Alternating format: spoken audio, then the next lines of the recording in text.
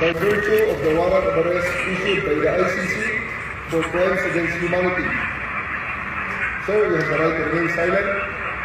You have the right for counsel of your choice. Anything you say may be used for or against you in a court of law. And I want to ask you, sir, if you understand this right. Of course, coming from you, it's very clear.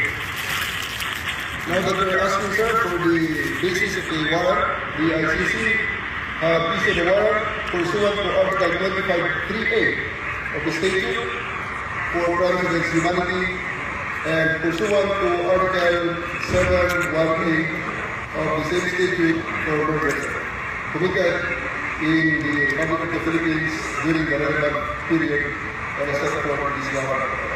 Must be murder during detention and the basis for detention. So, what is the law and what is the crime that I committed? Show to me now the legal basis for my being here.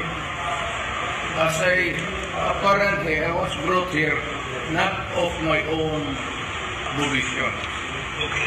If somebody else says, kung hindi ibang tao, ikaw siguro, because this is your structure.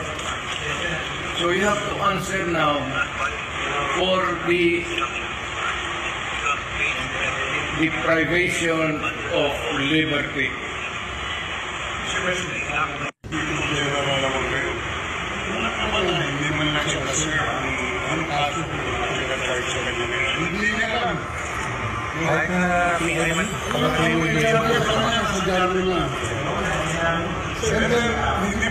Hindi pa kailangan na ganito ginagawa natin. Sumusunod tayo sa isang entity na hindi tayo nagpipulong na tayo. Kasi, sir, we are the mosquito generals. We know how to exercise due process. Before we can identify charges, we have to file a complaint. We have to file a counter-affidavit. Without doing those procedural process, here we are. We give the warrant of arrest, questionable warrant of arrest. There's naman yung blooper, puro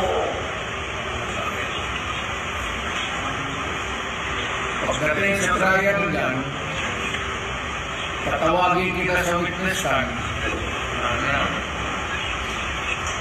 Biko, you're the person who arrested me. May I know the reason why? Have you read the documents?